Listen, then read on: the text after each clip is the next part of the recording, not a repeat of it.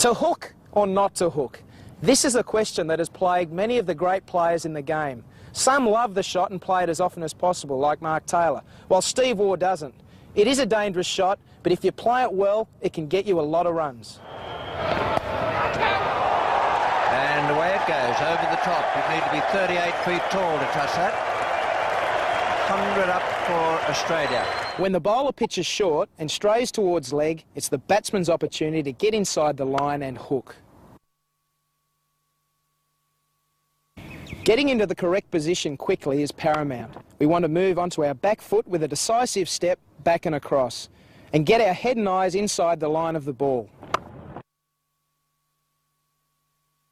This ensures that if we miss the ball, it will pass safely through to the keeper, rather than cracking you in the scon.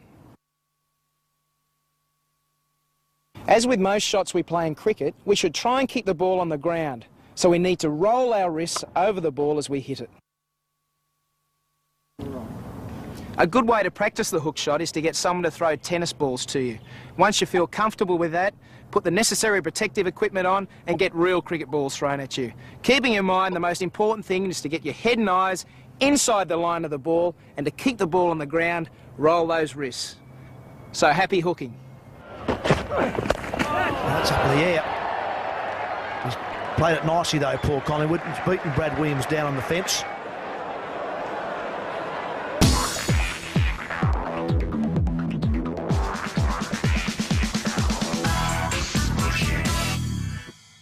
Excellent running. And he's coming back for another one. And he's just home. In my opinion, part of being a good batsman is being a good runner between the wickets. When you're batting, communication is everything. Your calls must be loud and clear. The three calls we use are yes, no and wait. Never say go because it sounds like no. No! As a rule, if the ball goes in front of the wicket, it's the striker's call. If it goes behind the wicket, it's the non-striker's call. Yes. The non-striker should be backing up every ball. No! You don't have to be a fast runner to be a good runner between the wickets. You can make up time with efficient turns. An efficient turn means getting low in to the crease and also out of the crease, making the most of the length of your bat and the handle. And remember, never turn blind. Always turn facing the fieldsman.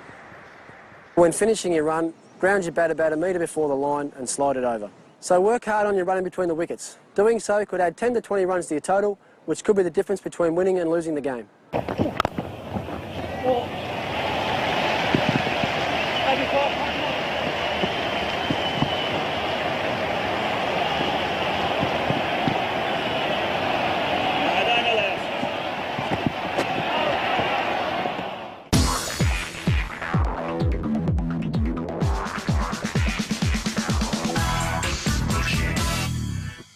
As a rule, you only get between 10 to 15 minutes in the nets, so it's vitally important that you make the most of that time to improve your batting.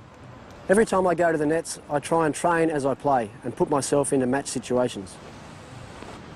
Firstly, as I would in a match, I spend the first few minutes trying to get my eye in and trying to play as straight as possible.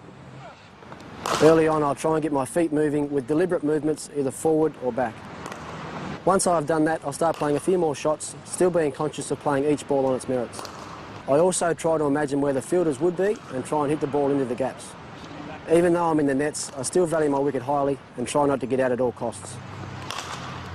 The habits that you form in the nets will no doubt follow you into your matches.